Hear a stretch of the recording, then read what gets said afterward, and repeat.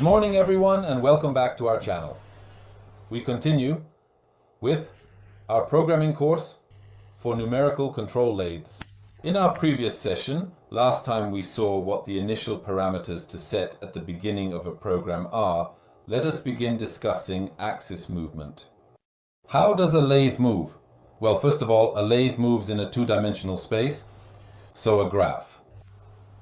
Two dimensions, one from top to bottom, or better, that travels diametrically across the workpiece, and one that travels longitudinally, approaching from the tailstock towards the spindle or the self-centering chuck, or moving away from it. So if we take our self-centering chuck, on which we have, for example, any workpiece, the first axis we need to talk about is in particular definitely the z-axis. The z-axis perfectly coincides with the rotation axis of the self-centering chuck or workpiece. So, by programming my Z, I will move closer to or further away from the workpiece. Obviously, my tool, which we are currently placing here at a safe distance, will need to move in the Z direction, but also up or down, so in the X direction. At this point, we will always align it with the farthest machined face from the workpiece for convenience. Let's also indicate the X-axis. What we have drawn is nothing other than a Cartesian coordinate system. Neither more nor less than in Battleship, where we say A3 and go to B3, or C3 or C4, to intersect with two parallel lines at the meeting of the two coordinates, because A and 4 are two coordinates, the same reasoning. If we want to move point by point, we do it on lathes.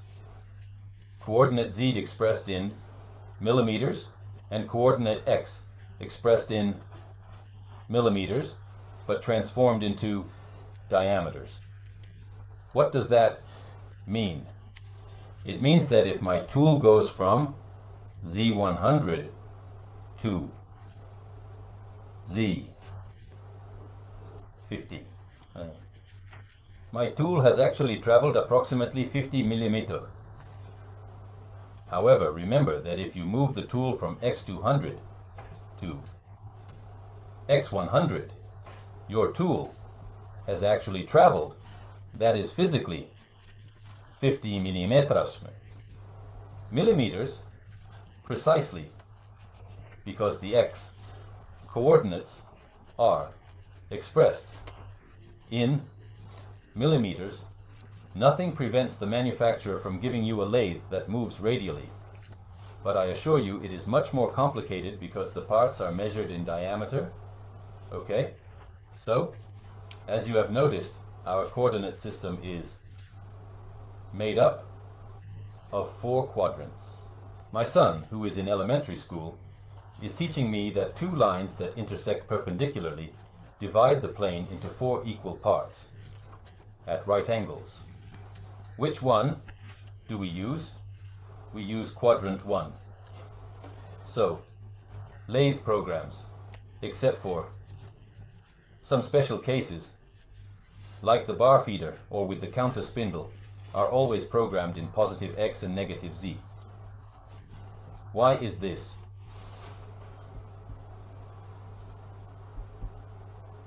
Because, relative to the intersection, which we will call the origin, of the two axes, the movements that go to the right in Z are positive, Z plus. So here we have 1, 2, 3, 4. To the left of the origin, the movements are negative. So we have -1, -2, -3, -4. The same goes for X. Relative to the origin and going upwards, we have 1, 2, 3, 4. Relative to the origin and downwards, we have -1, -2, -3, and -4. So, if I say, let's take a moment to clean up. Let's evaluate only quadrant 1 the one that concerns us, X, Z, origin. When I talk about origin, I mean X0. Here we have our millimeters, which can also be expressed in decimal, hundredth, and thousandth values. So I don't have to program 123 necessarily, but also 1.5, 1.3, 1.4. The machine also reads in thousandths, even though the precision of the lathe is in the hundredths.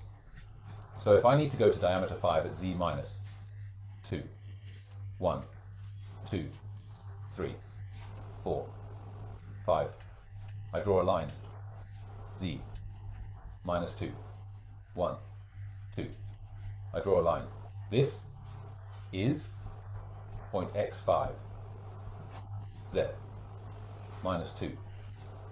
From here, if I want to move to Z minus 10, 1, 2, 3, 4, 5, 6, 7, 8, 9, 10, I already anticipate that it will be enough to tell the machine Z minus 10 without specifying X. If it was specified in the previous block, the machine will move horizontally to Z minus 10.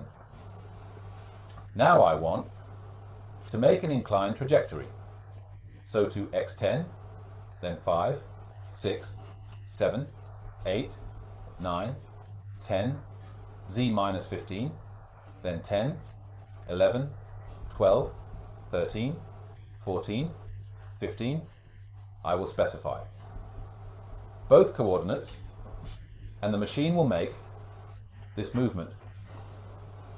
Okay, this is to learn how to move within our Cartesian axis system. Here you can have fun and really enjoy drawing a square. So, a little interesting exercise to do at the end of the video. Draw a square. You determine the points. Do it. In a normal Cartesian axis system, without thinking that X is a diameter, but simply thinking that X is just in millimeters, make yourselves a triangle. The same goes for trying to move with squares within the Cartesian coordinate system. You will see that it is not so difficult. In programming, there is really nothing difficult. It is just a matter of understanding how to move quickly or slowly in an orthogonal manner, that is vertically or horizontally, or to perform a circular movement. If someone doesn't know, they might say, oh, how do I make a circular movement? You will see that it is not so complicated. Let's start by addressing a series of discussions of this kind. So, when I move the control axis of a lathe, such as this one, the first thing I need to do is indicate to the lathe whether it should reach a point in rapid movement or in working movement. That means being in contact with its tool. Well, if I want to move rapidly, there will be the suffix G00, often abbreviated as G0, and it is the same thing. Yes, I program G0, 0, X, Z, whatever they are, and then other movements in X, Z, only in X, or in Z. All these movements, block by block, will be executed rapidly until the machine finds G0, G01 or G02, G03. What is G01? G01 is linear interpolation in working movement, so X, Z, F, which stands for feed.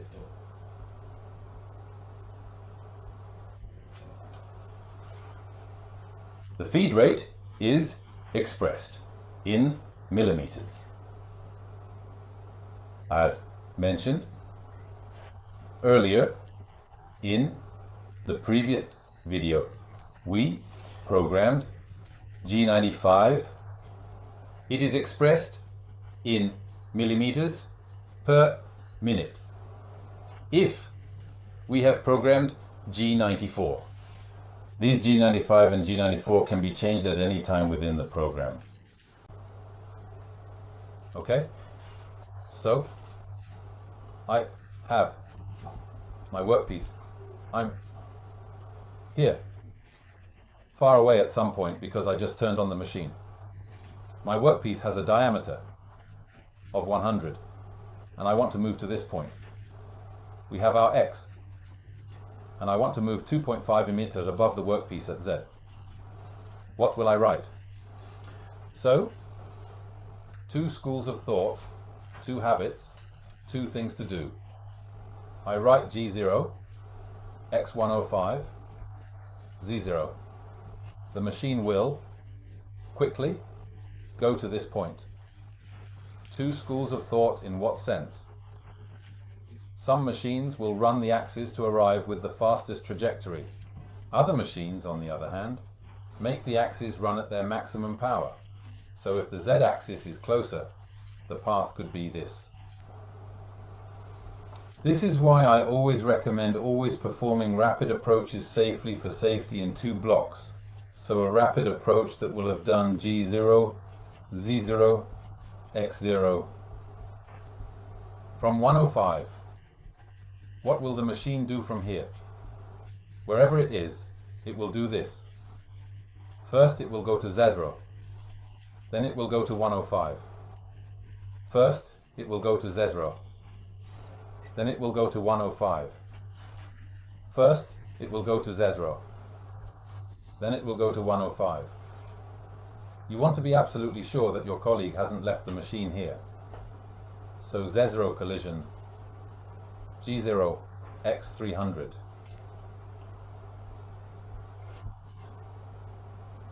Z0, X105. Your colleague left the machine here. The machine will do this. Let's do it here. Tick, tick, tick, tick. Safety guaranteed. 100%. Okay. When you program in G1, the machine will always move along the shortest trajectory. So it will never do something like this, but it will move like this. So. Okay, so our piece that wants to be faced will first require a whole series of parameters, which are the modal instructions we have seen, spindle rotation, speed limit, and so on. This process involves setting up various parameters that are crucial for the operation, including but not limited to the spindle rotation speed, which is a key factor in ensuring the efficiency and safety of the operation. Additionally, we need to consider the speed limit, which is essential to prevent any potential damage to the equipment or the workpiece. Furthermore, the modal instructions we have seen are vital in guiding the operation to achieve the desired outcome. Let's do it. So let's write a small facing program. 100 equals 100, G92 S2000 to prevent our piece from spinning at infinite speed when we get here, G95 to set millimeters per revolution, M42 rapid gamma, T. Now, let us proceed to write a concise yet comprehensive facing program that will effectively execute the task at hand. 0, 1, 0, 1. You can enter 1 with correction. 1. Don't be scared when you hear about correction. I'll explain it to you. Be patient. In the meantime, you can get familiar with these codes. M4, S300, G96. If you're wondering if the order of these 3 codes in the same line can be varied, the answer is yes, as long as all 3 are present. So, what do I tell it? Rotate clockwise at 300 meters per minute. So, 300 becomes meters per minute because it is followed by G96. Then I start in rapid G00, X 300, so the machine will move to X300. I won't repeat it, G00 is not needed, but if I repeat it, it won't hurt. Z0, X, 105, Z0, X, 105. At this point, G1, X0, FO3. So actually, I'll tell you already, X should be less than half the radius of the tool you are using. Okay, I mean less, pardon, the radius of the tool you are using. So if you are using a tool radius of 0.8, when facing, you should always go to X 0.8. Otherwise, you'll have a point here. This is something we will address later when we talk about the pieces ratio. So from here, working at 3/10 per revolution, 3/10 per revolution is determined by FO3 in conjunction with G95. Our machine will start facing. Once I get here, I will return to G00 and I can decide the path to take. There. X300. Z200. So in rapid, I go to Z10, rise to X300 and return to Z200. This is a simple facing program that, if you remember it, you can also copy it, so that every time you just do a copy and paste, simply varying it.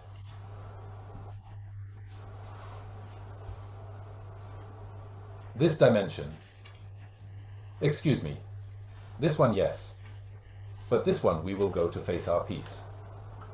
For now, we have made some linear movements, nothing exaggerated. Next time, we will start to look closely at linear interpolations, along with circular interpolations, and then we will see direct programming and angle programming. So we will start to do, perhaps forgetting all this area here, programming for paths of this type. Okay, so paths that have a real profile. I try to make videos that are not too long, with a few well-distributed concepts, to allow you to follow the topic little by little. Then when I publish them, maybe you can watch 2 or 3. I also hope this time I was clear enough. If you liked it, as always, a like and a share on your social media would be appreciated. I look forward to the next video and thank you for your attention. Have a great day, everyone.